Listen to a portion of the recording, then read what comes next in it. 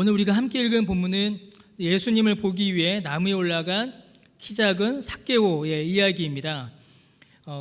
어려서부터 우리가 또 많이 들었던 이야기이고 여러분들도 이미 몇 번 보셨을 그런 말씀입니다. 저 어릴 때는 크리스마스 때 이럴 때 행사하면 꼭 연극도 이걸 했었고 또 설교도 많이 들었지요. 오늘 우리가 살펴본 이 삭개오를 설명하는 몇 가지의 중요한 표현들, 중요한 단어들이 오늘 본문에 등장합니다. 맨 먼저 이 삭개오를 설명하는 중요한 단어는 여리고라는 단어입니다. 여리고. 이 여리고는 지역이죠. 이 여리고는 그 당시에 상업의 중심지로 매우 부유한 도시였다라고 합니다. 그러니까 도시 자체가 아주 부자 도시였어요. 그곳에 사는 삭개오였습니다. 그리고 그를 가리켜서 성경은 세리장이었다라고 이렇게 기록을 합니다. 여러분, 세리가 어떤 직업이었는지는 우리가 몇 주 전에 이미 좀 살펴봤습니다. 나라를 로마에 팔아먹는 매국노였고요. 동포의 재산을 갈취하는 아주 나쁜 사람들이었죠. 그런 세리 중에서도 삭개오는 장이었습니다. 그는 세리 중에서 장이었으니 정말 많은 세리의 업무를 감당한 자였고 또 한편으로는 오랜 기간 세리의 일을 한, 어떻게 보면 나이를 상당히 먹었을 수도 있는 그런 사람이 바로 이 삭개오입니다. 키 작고 나무에 올라갔다 그러니까 어릴 거다라는 우리가 그런 선입견을 할 수가 있는데요, 그렇지 않습니다. 오히려 삭개오는 나이가 중년 이상이 된 그런 사람일 수 있어요. 또 하나 성경이 이야기하고 있는 것은 그는 부자였다라고 이야기합니다. 사실 이 말로 다 끝난 거죠. 그때나 지금이나 이 부자라는 단어가 가지는 의미와 성격은 가볍지가 않습니다. 그의 삶이 풍족하였고 아쉬운 게 없었고 부족함이 없는, 모두가 바라는 그런 삶을 그가 살고 있었습니다. 그는 가장 부유한 지역에서 오랜 시간 세리의 일을 통해 엄청난 부를 마련했고 세리 중에서도 가장 높은 자리에 올랐으며 사회적으로도 성공했지요. 부가 쌓이고 지위가 높아질수록 그에 따라 사람들에게 받는 미움과 경멸도 함께 비례해서 커져가는 그런 사람이 바로 이 삭개오였습니다. 그러니까 단순한 사람이 아닌 거죠. 또 하나 이 삭개오를 설명하는 아주 중요한 표현이 하나가 있습니다. 그것은 무엇이냐면 키가 작다라는 표현입니다. 키가 작다. 삭개오는 키가 작은 사람이었어요. 예수님께서 여리고에 오셨습니다. 예수님께서 여리고에 오시자 이 삭개오가 3절 말씀에 보니까요, 예수가 어떠한 사람인가 하여 보고자 했습니다. 예수님을 보기 위해 밖으로 나왔지요. 그러나 키가 작고 사람이 많아서 예수님을 볼 수가 없었습니다. 예수님을 보기 위해 돌 무화과 나무 위에 올라가야 했지요. 옛날 개역 한글판 성경에는 돌 무화과 나무가 아니라, 기억나십니까 여러분? 뽕나무라고 되어 있었어요. 그래서 이 뽕나무라는 단어가 가지고 있는 이 어감 때문에 이 삭개오를 좀 더 이렇게 비하하는, 그러지 않으셨습니까? 예, 저는 그랬습니다. 좀 더 이렇게 좀 우스꽝스럽게 표현하는 그런 표현이 실제로 됐었습니다. 그런데 성경에서도 사실은 그런 의도를 가지고 있습니다. 누가는 그런 의도를 가지고 있어요. 그래서 그 돌 무화과 나무 위에 이렇게 기어 올라가야 했습니다. 삭개오는 예수님을 마주보고 이야기하려고 한 게 아닙니다. 예수님을 딱 붙잡고 예수님과 대화하려고 한 것이 아니에요. 그저 예수님께서 지나가시는 그 뒷모습이라도 보려고, 예수님이 어떻게 생기셨나, 어떤 사람인가, 그 모습이라도 보고자 이 삭개오는 그 뽕나무 위에, 돌 무화과 나무 위에 올라간 겁니다. 그런데 그가 이 나무에 올라간 일은 그리 단순하지만은 않습니다. 우리 그림 한번 보여주실래요? 복음서를 설명하면요, 그리워진 그림들이 많아서 참 좋습니다. 여러분, 키가 작다라는 말은요, 단순히 그의 육체, 신체의 키가 작다라는 것만을 의미하지 않아요. 그는 분명히 키가 작았습니다. 그런데 사람들이 이렇게 삭개오가 왔을 때 그가 예수님을 볼 수 있도록 이렇게 비켜준다거나 앞자리를 내어준다거나 그러지 않았습니다. 그는 분명히 부자였어요. 세리로서 권세도 있었습니다. 그러나 아무도 삭개오를 존중하지 않았습니다. 오히려 그를 무시하고 경멸했지요. 그래서 그는 사회적으로 작은 사람이었습니다. 여러분, 이 그림 보시면은 이게 올라간 사람이 삭개오가 너무 뚜렷이 보이시죠? 이게 그림을 설명하면 좀 그런데요, 이게 약간 불안하잖아요. 삭개오의 위치가, 이게 삭개오의 영적 상태입니다. 불안한 거예요. 이게 안정되지 않은 상태예요. 흔들흔들하죠. 그리고 옷이 다 흰색 옷인데 혼자 어떤 옷입니까? 주황색 옷이죠. 비단 옷이에요. 혼자 비단 옷 입고 있는 겁니다. 너무 뚜렷이 대비되죠. 머리에도 이게 빨간 두건, 부자들이 쓰는 거예요. 부자가 비단 옷을 입고 나무에 불안불안하게 다 서 있잖아요, 뒤에 있는 사람들은. 근데 혼자 엎드려 있어요. 이게 이제 삭개오의 상태입니다. 불안불안하게 나무에 매달려서 예수님을 보고 있는 겁니다. 그러니까 어울리지가 않죠. 자기가 입고 있는 비단 옷, 사회적 지위, 자기 집에 쌓아놓은 돈, 입고 있는 옷, 이런 것과 또 나이, 체면, 이런 것과는 어울리지 않게 지금 삭개오는 나무에 매달려 있습니다. 사실 이 그림은 설명할 게 많은데요, 그건 다음에 기회 있을 때 설명하겠습니다. 왜냐? 삭개오가 그럼에도 불구하고 이렇게 매달려 있을 수밖에 없는 이유가 그에게는 있었습니다. 사람들의 경멸과 조롱, 그리고 체면 다 무시하고 이 우스꽝스러운 모습으로, 사람들에게 조롱받기 쉬운 이 모습으로라도 그는 예수님을 만나야 하는, 예수님을 봐야 하는 이유가 그에게는 분명히 있었습니다. 자, 그 이유가 무엇인가? 그가 예수님을 만나야 했던 그 이유는 예수님과 만나고 난 이후에 삭개오와 예수님 사이에 나눈 대화에서 그 답을 우리가 찾아볼 수가 있습니다. 이제 8절 말씀에 보면요, 삭개오가 예수님을 만나고 나서 아주 중요한 이야기를 나눕니다. 8절에 뭐라고 하냐면 크게 두 가지를 이야기해요.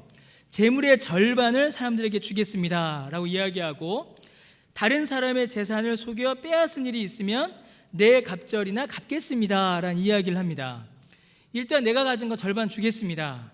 그리고 다른 사람들 걸 내가 빼앗은 게 있으면 4배로 돌려주겠습니다, 이렇게 이야기를 합니다. 특히 두 번째 뒤에 있는 내용, 다른 사람의 재산을 빼앗은 것이 있으면 내 갑절로 갚겠다라는 이 말은 아주 중요한 말입니다. 여러분, 이 말은 이제 삭개오가 예수님 만났으니까요, 지금부터 자기 자신의 재산의 목록을 이렇게 쭉 살펴서 조사해서 그 중에 남의 것을 빼앗은 것이 발견되면 4배로 돌려주고, 없으면 그냥 내 재산을 그냥 갖겠습니다 라는 그런 의미가 아닙니다. 그런 의미가 아니에요. 내 재산 중에, 내 소유 중에 한번 리스트업을 해서 골라보겠습니다, 그런 의미가 아닙니다. 여러분, 이 말은 삭개오가 자신의 재산을 어떻게 생각하고 있는지, 자기의 부를 어떻게 이해하고 있는지, 좀 더 정확히 이야기하면요, 삭개오가 자기 자신과 자신의 인생에 대하여 어떻게 이해하고 있는지를 명확하게 보여주고 있는 표현입니다. 왜냐하면 삭개오의 재산은 곧 삭개오 자기 자신의 인생의 전부였기 때문입니다. 그 돈 벌려고 동포도 배신하고 나라도 배신하고 세리한 거였어요. 여러분, 삭개오의 직업은 세리였습니다. 이 말이 뭘까요? 삭개오의 재산 중에 대부분은 혹은 전부는 반드시 사람들로부터 빼앗아 강탈한 것입니다. 거의 대부분의 재산이 아마 사람들의 것을 빼앗은 것이었을 겁니다. 그러니 지금 예수님 앞에 한번 살펴보겠습니다 라고 말하는 게 아니죠. 자기 가진 재산 거의 전부가 남에게 뺏은 거예요. 뺏은 것이 있으면 4배로 돌려주겠습니다, 이 말이 무슨 말입니까? 자기 재산에 대한, 자기 재산 전부에 대한 소유권과 권리를 지금 포기하고 있는 겁니다. 좀 놔두겠습니다 라는 거 하는 거예요.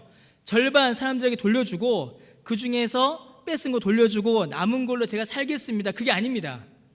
내게 있는 이 모든 재산을 다 포기하겠습니다 라는 선언인 거예요. 더 중요한 말은 이 내갑절이라는 말에 있습니다. 내갑절. 여러분, 이 내갑절이라는 말은 분명히 구약의 율법을 반영한 표현입니다. 출애굽기 22장에서 이제 도둑질에 대한 율법이 나와요. 다른 사람의 물건을 도둑질한 자는 반드시 갑절로 돌려줄 것을 율법은 명합니다. 그래서 이 갑절이라는 말은요, 곧 죄값이에요. 죄값. 죄의 값입니다. 하나 훔쳤으면 2개 돌려줘라. 왜요? 하나 훔쳤는데 하나만 돌려주면 그거는 이제 계산이 제로섬이 된 거고요. 하나를 더 줘야 된다는 거예요. 왜요? 그거는 죄값이라는 겁니다. 죄값. 이 갑절이라는 말은 죄값을 의미해요. 근데 지금 삭개오는 내 값절로 돌려주겠다라고 이야기합니다. 이 말이 무슨 말이에요? 자기의 죄값을 아는 겁니다. 내 죄가 너무나도 분명하다라는 사실을 우리 예수님 앞에 고백하고 있는 거죠. 여러분, 지금 삭개오는 자신의 죄를 대면하고 있는 겁니다. 자기의 죄가 얼마나 크고 얼마나 명확한지, 내가 쌓아놓은 이 재산이, 지금까지의 내 행위가, 내 인생이 우리 주님 보시기에 죄였다라는 사실을 지금 고백하고 내려놓고 있는 것이죠. 그래서 여러분, 삭개오는 사회적으로도, 육체적으로도 작은 사람이었고 사회적으로도 작은 사람이었지만 영적으로도 그는 작은 사람이었습니다. 영적으로 사람들 앞에, 하나님 앞에 자랑할 만한 의의가, 자랑할 만한 거룩이, 경건이 그에게는 하나도 없는 사람이었습니다. 쌓아놓은 모든 것이 다 죄의 결과물이었고, 죄값을 치르려면 자기가 가지고 있는 모든 것을 다 내려놔야 하는, 완전히 영적으로 파산한 사람이 바로 이 삭개오였던 것이죠. 예수님께서 삭개오의 집으로 들어가시자 7절 말씀에 보니까 사람들이 수근수근거립니다. 아니, 어떻게 예수님이 죄인의 집에 들어가시는가? 바로 이겁니다. 삭개오는 바로 죄인이었던 것입니다. 여러분, 삭개오가 예수님을 만나야 했던 이유가 바로 이것이었습니다. 삭개오는 자기 인생의 문제, 자기 인생의 고통을 대면하여 본 것이죠. 그것이 무엇이었냐면 바로 죄였습니다. 평생을 자신의 만족을 위하여 달려왔습니다. 민족도 버리고 나라도 버리고 동포도 버리고 친구도 버리고 달려왔어요. 그리고 성취하였습니다. 많은 부자가 되었고 높은 자리에까지 올라앉았어요. 그러나 그에게 돌아온 것은 평화와 만족이 아니었습니다. 사회적으로 커지고 영적으로 커지는 것이 아니었어요. 사람들의 경멸과 무시와 따돌림이 그에게 왔습니다. 그래서 그는 사회적으로 점점 작은 사람이 되었습니다. 그것보다 더 무서운 것은 자기가 쌓은 이 모든 것이 죄의 결과라는 죄책감과 수치심이 그를 억누르기 시작했습니다. 영적으로 작은 사람이었던 것이죠. 많은 돈이 있고 비단 옷을 입고 좋은 집에서 좋은 음식들을 배불리 먹고 있었지만 그 모든 것이 자신의 죄의 결과라는 사실을, 자신의 악행의 결과물이라는 사실을 그는 깨달아 안 것입니다. 이 문제 앞에 자기가 선 거예요.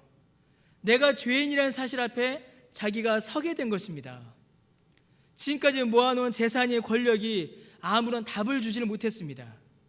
이 죄책감을 벗고 싶고 이 수치심을 벗고 싶고 사람들이 나를 향하여 주는 이 경멸과 조롱을 좀 벗고 싶은데, 즐기고 싶은데, 편안하게 살고 싶은데, 이 마음이 안식을 좀 누리고 싶은데 자기에게 있는 그 모든 것이 그 어떤 것도 답을 주지 못하고 있는 것입니다.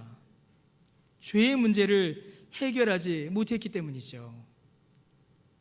그때에 그의 귀에 예수의 소식이 들려왔습니다. 예수가 왔다, 예수님이 오셨다, 그 소문이 들려오기 시작한 거예요. 그 소문을 듣고 삭개오는 바로 나간 겁니다. 여러분, 삭개오는 어떻게 예수님을 알게 됐을까요? 삭개오는 도대체 어떤 과정을 거쳐서 도대체 무슨 이야기를 들었길래 이 삭개오가 지금 이 자신의 질문과 문제를 가지고 예수님의 뒷모습이라도 보겠다라고 지금 뛰쳐나가고 있는 것일까요? 도대체 삭개오는 무슨 이야기를 들었길래 경멸과 무시와 수치를 무릅쓰고 여러분 삭개오가 지금 그 나무 위에 이 우스꽝스러운 모습으로 올라가고 있냐라는 것입니다. 왜 그럴까요, 여러분? 그냥 당연한 듯이 여러분 보셨나요, 성경을? 아주 기이하고 이상한 일이 벌어진 겁니다. 왜냐하면 삭개오에게 예수님을 소개한 사람이 있었습니다. 삭개오에게 예수님을 소개한 사람이 있었어요. 누굴까요? 누가 도대체 삭개오에게 예수님을 소개했을까요? 성경에는 나타나지 않습니다. 누가 삭개오에게 전했다라는 말이 없어요. 그러나 성경의 내용을 우리가 살펴보면 추측할 수 있는 거예요. 거의 100%일 겁니다. 많은 학자들이 그렇게 얘기했어요. 예, 이미 아시는 분 계시죠? 삭개오와 동정업계에 종사하다가 먼저 예수님 만나 구원받은 사람이 있었습니다. 그가 누구지요? 마태입니다. 마태. 여러분, 삭개오는 분명히 마태를 부르신 예수님의 소식을 전하여 들었을 것입니다. 예루살렘이 뭐 이렇게 크고 넓은 도시가 아니에요. 세리가 뭐 수천 명, 수만 명 있었던 것이 아닙니다. 세리 마태에게 있었던 소식을 분명히 삭개오는 들었을 것입니다. 마태가 직접 삭개오에게 보고했을 수도 있어요. 혹은 예수님께서 마태의 집에 들어가셨던 그날 그 자리에 있던 다른 세리들로부터 예수님의 이야기를 들었을 수도 있습니다. 혹은 어쩌면 예수님께서 마태의 집에 가셨던 그날 그 자리에 삭개오가 있었을 수도 있습니다. 예수님의 이야기를, 예수님을 삭개오는 마태를 통하여 들은 겁니다. 그 예수님이 여리고에 오신 겁니다. 그 예수님 어떤 예수님이십니까? 세리 마태에게 남의 돈 빼앗아 착복하여 불을 쌓던 그 죄인 마태에게 나를 따라오라 라고 말씀하신 주님이십니다. 나는 죄인을 부르러 왔노라, 의사가 병든 자를 고치듯이 나는 죄인을 구원하러 왔노라 라고 말씀하신 그 예수님이 여리고에 오신 겁니다. 자기의 죄책감으로, 죄의 문제로 삶의 문제를 해결하고자 답을 찾던 그 마태에게 예수님이 여리고에 오셨다는 소식이 그 귀에 들린 것입니다. 여러분, 예수님께서 왜 여리고에 오셨을까요? 왜 예수님께서 여리고로 이렇게 오셨을까요? 여러분, 예수님께서 우연히 지나가시다 들리신 것이 아닙니다. 예수님께서는 분명한 목적을 가지고 여리고에 오셨어요.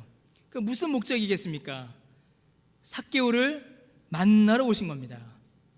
10절에 있는 말씀과 같이 잃어버린 자를 찾아 구원하러 오신 그 주님이 삭개오를 찾아 구원하러 오신 것입니다.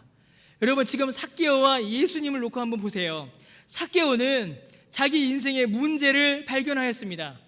자기 문제, 죄를 발견했어요. 그리고 이제 그 죄의 문제의 해답을 찾기 위하여 길을 나섰습니다. 그때에 예수님은 바로 그 삭개오를 찾아오십니다. 삶의 문제, 답을 찾기 위해 찾는 그 삭개오를 예수님께서는 찾아오신 것입니다. 삭개오의 인생에 해답을 주시려고, 삭개오를 짓누르던 그 죄짐을 벗겨주시려고, 그에게 구원이라는 인생의 답을 주시려고 주님께서 삭개오를 찾아오신 겁니다. 여러분, 누가복음 11장 9절과 10절에 주님께서 약속하십니다. 누가복음 11장 9절과 10절에 뭐라고 주님께서 약속하시냐면, 우리 같이 읽어보겠습니다.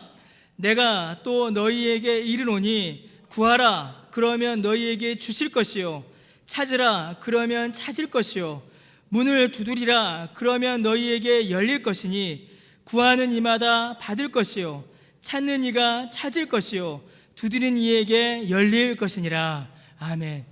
여러분, 이 말씀을 우리가 잘 이해해야 합니다. 구하라, 내가 가지고 싶은 거 구하면 하나님께서 주신다, 그 말씀이 아니에요. 찾아라, 잃어버린 금반지 잘 찾아라, 그거 기도해라 그럼 찾게 해주실 것이다, 그 말씀이 아닙니다. 미국의 유명한 목사죠, 조엘 오스틴, 긍정에 힘쓴 그 목사가 이 본문을 그렇게 설명합니다. 다이아몬드 목걸이 잃어버렸는데 찾으라 그러면 찾을 것이요 말씀을 의지하여 기도하였더니 다이아몬드 반지 찾았다. 지금 그 말씀이 아니에요. 성경을 완전히 왜곡하고 있는 거죠. 그 말씀이 아닙니다. 이 말씀은 구원을 찾으라는 겁니다. 인생의 문제의 답을 찾으라는 것이에요. 우리의 인생을 고통스럽게 하고 우리의 인생을 괴롭게 하고 영원한 만족과 안식과 평화를 주지 못하는 그 죄의 문제의 답을 찾으라는 겁니다. 그때 주께서 답을 주신다라는 것이에요. 여러분, 삭개오는 그 인생의 해답을 갈구하였습니다. 어떻게 하면 이 죄의 문제를 해결할 수 있을 것인가? 어떻게 하면 이 죄책감과 수치심을 벗을 수 있을 것인가? 그 문제의 답을 찾았습니다. 삭개오는 그 문을 두드렸습니다. 이 죄의 짐과 양심의 가책의 짐과 수치의 짐을 벗을 그 해결책을 찾으려는 거예요. 주님의 문을 두드린 겁니다.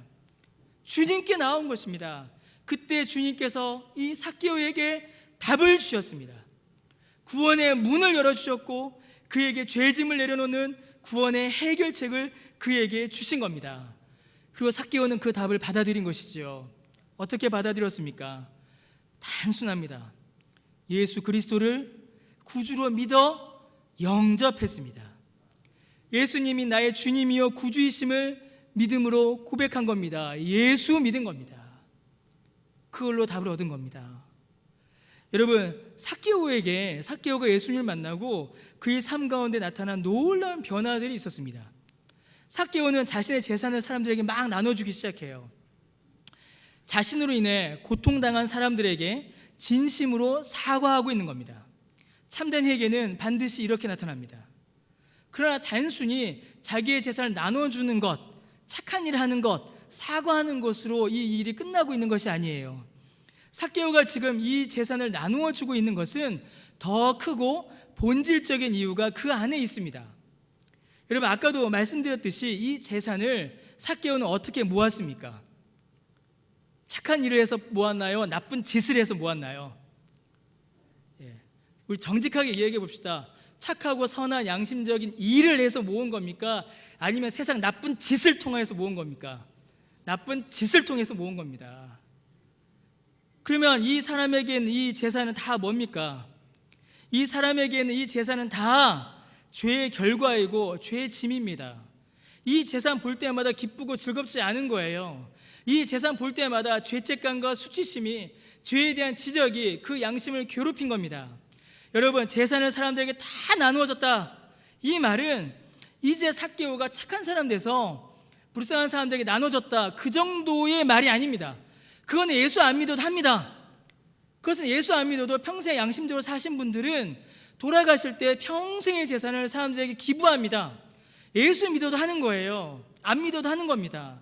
그런데 삭개오가 지금 이 재산을 나누어 주고 있는 것은 삭개오가 이제 이 죄짐을 다 벗었다라는 것을 말합니다. 죄의 짐을 벗은 거예요. 죄의 짐을, 죄의 무게를, 죄의 가책을, 죄의 공격을, 죄의 저주를 이제 벗은 것입니다. 이 재산들로부터, 이 죄로부터, 이 죄짐으로부터 그가 자유롭게 된 겁니다. 우리 찬송이 있죠. 죄에서 자유를 얻은 겁니다. 주님의 능력이, 주의 보혈이 삭개오를 이 죄의 짐으로부터 자유롭게 한 것입니다. 주의 보혈이, 예수 그리스도의 이름이 능력 있는 것이죠. 말로만이 아니라 실제로 그의 삶이 이 죄로부터 자유로워진 것입니다. 죄로부터 자유로워져서 이제는 주를 찬양하는, 주를 섬기는, 주의 백성된 새로운 삶을 그가 살기 시작한 겁니다. 여러분, 삭개오와 반대되는 사람이 또 한 명 등장해요. 그가 누구냐면 누가복음 18장에 등장하는 사람입니다. 누가복음 18장에 보면 성경의 내용들, 누가복음, 마태복음에 있는 내용들을 모아서 보게 되면 한 사람이 예수님을 찾아옵니다. 그가 누구냐면 경건한 젊은 부자 관원이에요. 누가복음 18장 18절에 나오죠. 어떤 관리가 주 앞에 나옵니다. 경건하고 젊은 부자 관원이에요. 여러분, 부자라는 것 빼고는 삭개오와 이 사람 사이에 연결점이 없어요. 삭개오 같은 세리처럼 사람들에게 비난받고 조롱당하는 사람이 아닙니다. 그런 세리가 아니에요. 사람들에게 존경받고 인정받는 관리입니다. 그리고 삭개오처럼 나이가 많은 사람이 아니에요. 젊어요. 젊어서 육체가 강건합니다. 그리고 삭개오처럼 죄로 가득 찬 사람이 아닙니다. 경건해요. 율법을 잘 지키는 사람입니다. 그런데 이 젊은 부자 관원이 예수님께 나옵니다. 질문해요. 어떻게 해야 영생을 얻을 수 있겠습니까? 라고 질문합니다. 이 젊은 부자 관원이 자기의 삶을 잘 이렇게 돌아보니까 질문이 생겨난 것이죠. 어떻게 하면 영생을 얻을 수 있을 것인가? 어떻게 하면 죽음 이후에도 천국에서 영원한 삶을 누릴 것인가? 그 질문이 이 사람에게 생겨났습니다. 그리고 그 질문을 뛰어난 선생님이신 예수님께 와서 질문했어요. 어떻게 해야, 무엇을 하여야 내가 영생을 얻을 수 있겠습니까? 그런데 예수님은 아주 단순하게 대답하십니다. 그 내용들 다 이렇게 축약하면요, 하나입니다. 네가 지금 의지하고 있는, 네가 지금 붙들고 있는 너의 자랑, 너의 힘, 그거 버리고 나를 따라라. 너 자신 믿지 말고 나를 믿어라. 너 스스로 답을 찾으려고 하지 말고 나에게서 답을 찾아라. 예수 믿어라. 예수 안에 답이 있다. 예수를 따라라. 예수님께서 그렇게 답해 주셨습니다. 그게 답이니까요. 그런데 그 청년은 그 답을 거부합니다. 받아들이지 않아요. 그는 예수님을 버립니다. 예수님을 버려요. 예수님께서 주신 그 답을 받아들이지 않습니다. 그가 선택한 답은 다른 것이었어요. 그는 자기의 돈을, 자기 의를, 자기 실력을, 자기 자신을 답으로 선택했습니다. 예수 아니어도 인생의 답을 찾을 수 있다. 예수 믿지 않아도 영생을 얻을 수 있는 해결책을 내가 찾을 수 있다. 예수 아니어도 나 스스로 이 죄의 문제를 해결할 수 있다. 예수 안 믿어도 내 인생의 만족을 구할 수 있다. 그는 그렇게 믿은 겁니다. 그래서 그는 자기 자신 안에서 답을 찾기로 결정하였습니다. 그런데 누가는 그 떠나가는 뒷모습을 가리켜서 아주 정확하게 이야기해요. 누가복음 18장 23절에 그 청년이 예수님을 떠나갑니다. 그런데 뭐라고 성경은 기록하냐면 이 말씀을 듣고 뭐라고요? 심히 근심합니다. 근심. 답을 찾은 겁니까? 답을 찾지 못했죠. 답을 구하지 못했습니다. 그에게 남아있는 건 무엇밖에 없어요? 근심밖에 없는 겁니다. 자기 안에서 답을 찾으려고 해도, 자기 스스로 답을 찾으려고 해도 희락과 화평과 안식과 위로를 주는 답이 아니라 그에게 남은 건 근심밖에 없었습니다. 거기에다가 주님께서 아주 마지막으로 도장을 꽉 찍으시죠. 뭐라고 말씀하십니까? 부자가 천국에 들어가는 것이 얼마나 어려운지 낙타가 바늘길을 지나가는 것이 더 쉽겠다, 이렇게 말씀하십니다. 여러분, 이게 무슨 말이에요? 부자는 천국 못 간다는 이야기입니다. 부자가 천국 갈 수 없다라는 이야기예요. 그 여기서 말하는 이 부자는 뭐겠습니까? 여기서 말하는 부자는 단순히 돈 많은 사람이 아니에요. 여기서 말하는 부자는 자기 자신이 자기 인생의 답을 스스로 내는 사람을 가리킵니다. 내가 내 힘으로 나를 구원할 수 있다고 믿는 사람을 가리켜요.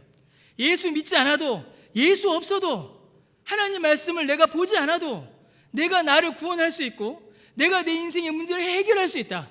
나에겐 그러한 능력이 있고 그런 지식이 있고 그런 실력이 있다라고 믿는 자기 만족에 취한 사람, 그 사람이 주님께서 말씀하시는 바로 그 부자인 것입니다. 여러분, 우리가 죄를 지어요. 여러분, 우리가 왜 죄를 짓겠습니까? 여러분, 우리는 착각합니다. 내가 죄를 지어서 죄인이 된다라고 생각해요. 그러나 아닙니다. 성경은 그렇게 이야기하지 않아요. 내가 죄를 지었기 때문에 죄인이 되는 것이 아니라 내가 죄인이기 때문에 죄를 짓는 겁니다. 죄인이기 때문에 죄를 짓는 거예요. 여러분, 썩은 물이 이렇게 담겨져 있습니다. 썩은 물을 풀면은 그 물이 뭡니까? 썩은 물이죠. 썩은 물은 아무리 퍼도 그 안에서 깨끗한 물이 나올 수가 없습니다. 썩은 물은 아무리 퍼도 썩은 물이에요. 썩은 물은 썩은 물밖에 내지 못합니다. 우리의 마음이 그렇습니다. 만물보다 심히 부패한 것이 우리의 마음입니다. 나면서부터 우리는 죄인이에요. 죄인이기 때문에 죄를 짓는 것이에요. 그런데 우리가 어떻게 우리 스스로 우리의 힘으로 내 죄의 문제를 해결할 수가 있겠습니까? 내 스스로 어떻게 내 죄의 문제에 대한 해답책을 우리가 낼 수가 있겠습니까? 여러분, 썩어 부패한 우리 심령에서 아무리 길어내도, 썩어 부패한 우리의 심령을 아무리 연구하여도, 우리의 마음속을 아무리 치밀고 치밀하게 들어와도 결국 죄와 사망과 근심과 걱정과 불안을 더할 수밖에 없습니다.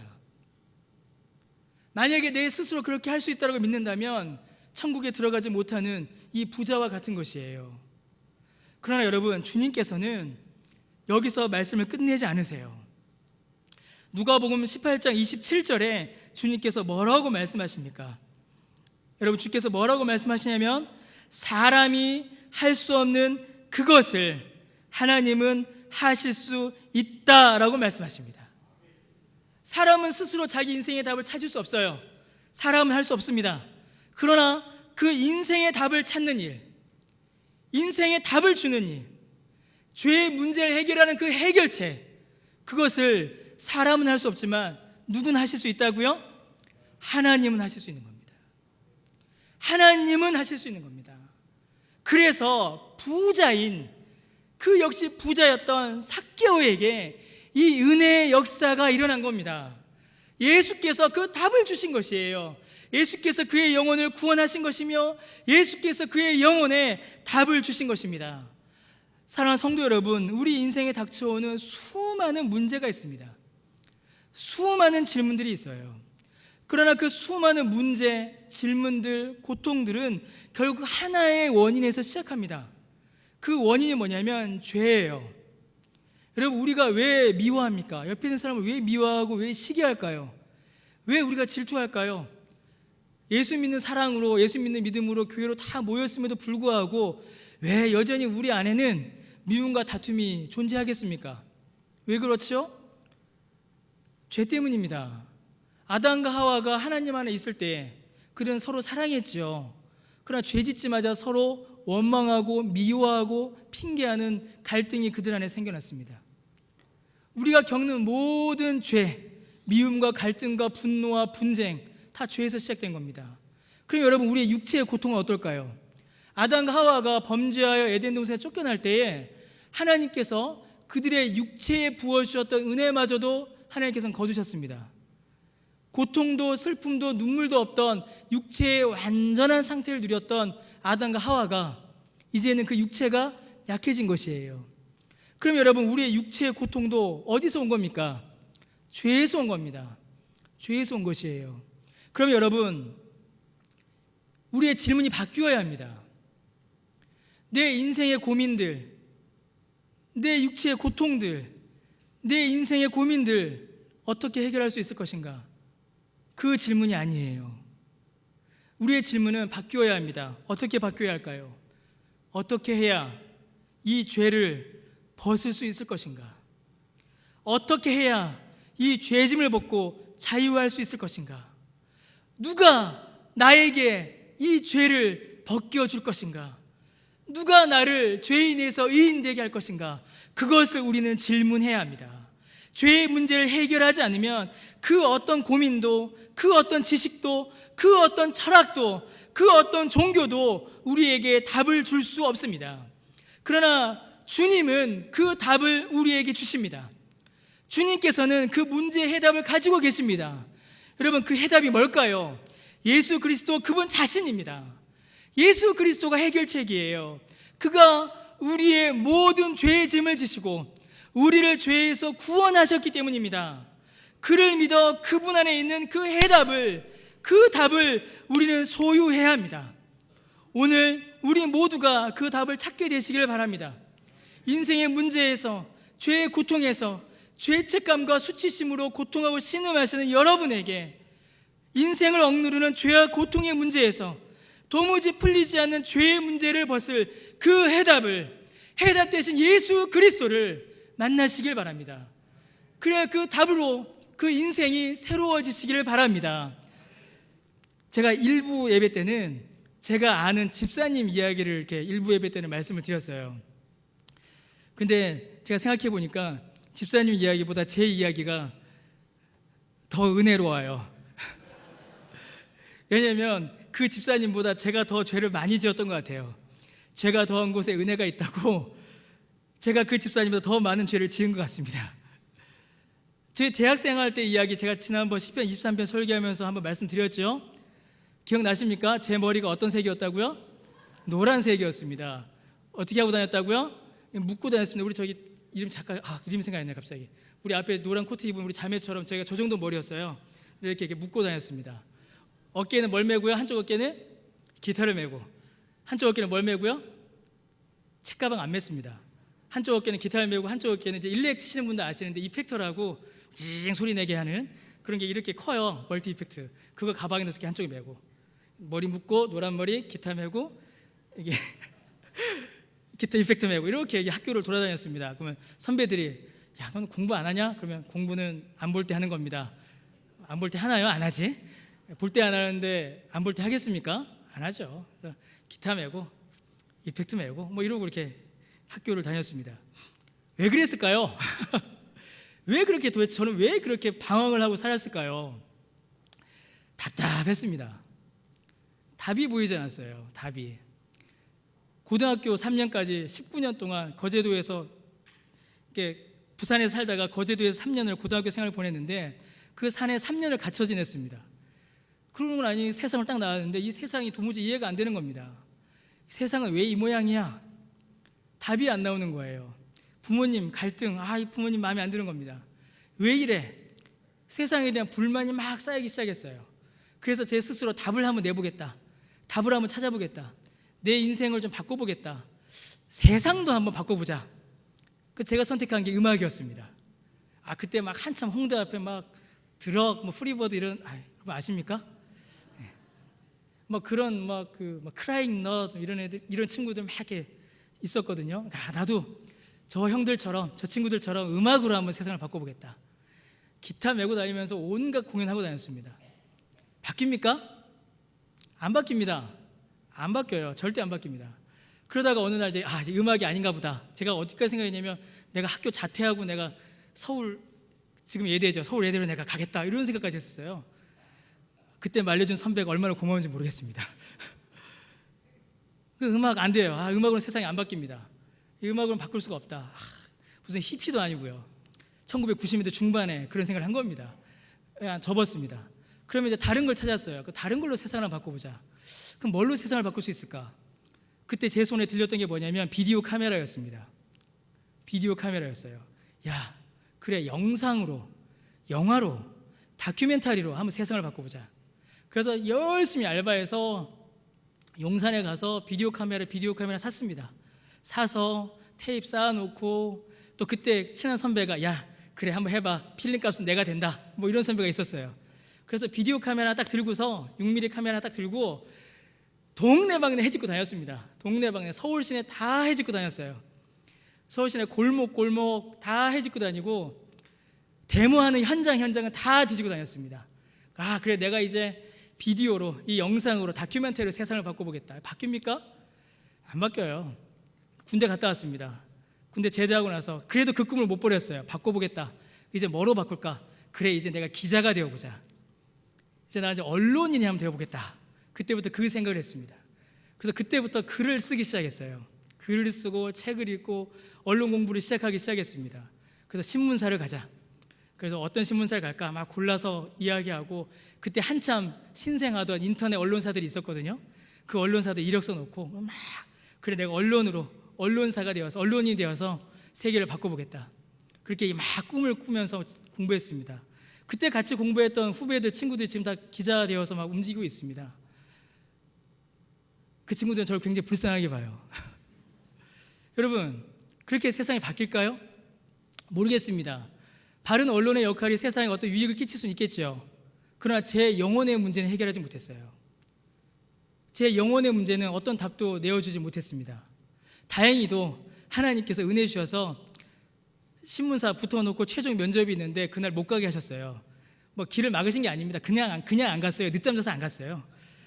하나님께서 막으신 거죠. 그래서 이렇게 신학교까지 왔습니다. 음악으로, 영화로, 다큐멘터리로, 언론으로, 기자로 내가 세상 바꿔보겠다. 여러분, 그 무의미하다는 얘기 아니에요? 제 인생에 있어서는 답을 찾지 못한 겁니다. 제 영혼의 문제에서는 답을 찾지 못했어요. 끊임없이 저는 고민하고, 끊임없이 죄를 반복했고, 끊임없이 저는 고통했고, 끊임없이 저는 비참했습니다. 그러다가 어떻게 하다 보니까 신학교에 갔어요. 어떻게 갔는지도 모르겠습니다. 신학교에 갔어요. 신학교에서 수업을 듣다가 저에게 은혜가 임했습니다. 신학교에서 수업을 듣다가 도르트 신조라는 그 어려운 신앙 고백서를 배우다가 내가 죄인이라는 사실을 깨달아 알았습니다. 문제는 거기에 있었던 겁니다. 세상이 문제가 아니었어요. 제가 문제였습니다. 내가 죄인이었습니다. 세상을 바꾸는 게 문제가 아니었어요. 일단 내 영혼이 먼저 주 앞에 구원받아야 했습니다. 그때 내 영혼에 깨달음이 있었습니다. 내가 죄인이구나. 내가 죄인이구나. 영원한 형벌에 빠져서 지옥 갈 수밖에 없는 죄인이구나. 주의 말씀을 순종하지 않는 죄인이구나. 하나님과 떨어져서 하나님과 화목하지 않아, 하나님과 화평하지 않아 영원한 사망 가운데 처할 수밖에 없는 죄인이구나. 그날 밤 죄의 무게가 저를 덮쳤습니다. 내가 얼마나 죄인인가 사실 그날 깨달아 알았어요. 그리고 그날 밤에 합신 기숙사 그 지하에 온돌방이 있습니다. 지금도 있죠. 거기 옛날에 기도했었는데 밤새도록 떼굴떼굴 구르며 기도했습니다. 제 죄가 너무 컸거든요. 제 죄가 너무 크게 보였습니다. 너무 무서웠습니다. 야, 내가 이렇게 큰 죄를 가지고 지금까지 살고 있었구나. 복음을 그날 듣게 된 거죠. 예수 그리스도가 내 죄를 해결해 주신다. 예수 그리스도가 내가 감당하지 못하는, 내가 풀지 못하는 그 죄를 예수께서 그 어깨에 짊어지시고 십자가 메고 골고다 오르셔서 그 살찢고 피 흘리심으로 나를 구원하셨구나. 여러분 얼마나 우습습니까? 신학교 갈 정도 되면 얼마나 예수 잘 믿는다고 칭찬받았겠어요. 그런데 신학교 가서야 저는 예수 믿었습니다. 신학교 가서야 복음이 뭔 줄 알았어요. 여러분 오늘 우리에게 그 은혜가 우리 모두에게 임하기를 간절히 축원합니다. 인생의 모든 문제, 고통의 문제, 그 죄의 문제, 우리의 힘과 능력과 지식과 세상의 철학과 지식으로 풀 수 없습니다. 오직 예수 그리스도에게 해답이 있습니다. 오직 예수 그리스도만이 그 문제를 풀어주십니다. 오직 예수 그리스도가 답이십니다. 그 답이신 예수 그리스도를 믿음으로 받으시길 바랍니다. 그리하여 예수님께서 주시는 그 새로운 생명으로 새로운 삶을 살아가시는, 죄여세여 자유함을 얻는, 주의 보혈의 능력을 경험하시는, 복음의 생명을 소유하시는, 복음의 답을 소유하시는 저와 여러분 우리 모두 되시기를 우리 주님의 이름으로 축원합니다. 기도하겠습니다. 하나님 은혜를 감사드립니다. 스스로 답을 찾아보겠다라고, 내 스스로 내 문제를 해결해 보겠다고, 내 스스로 내 인생의 문제를 풀어보겠다고, 내 스스로 내 영혼을 구원해 보겠다고 하나님 우리가 얼마나 애쓰고 발버둥칩니까? 그러나 주님, 내가 나를 구원할 수 없음을, 내 죄를 결코 해결할 수 없음을 주 앞에 인정하고 고백합니다. 오직 주님의 은혜만이, 오직 우리 주 예수 그리스도만이 이 인생의 해답임을 고백합니다. 우리를 죄에서 건지시고 우리에게 새로운 생명을 주신 주님, 이 시간 아직 예수 그리스도를 알지 못하고 예수 그리스도를 구주로 영접하지 못한 주의 백성들이 있다면 성령께서 이 시간 그 영혼을 만져주시고 주님 만나 주옵소서. 그리하여 예수 믿게 하여 주옵소서. 이미 예수님을 구주로 믿는 성도들에게 은혜 베풀어 주셔서 이제는 주신 그 믿음으로, 그 은혜로 우리의 삶을 살아가는 모든 성도들 되도록 주님 은혜 베풀어 주옵소서. 감사드리며 예수님의 이름으로 기도드립니다. 아멘.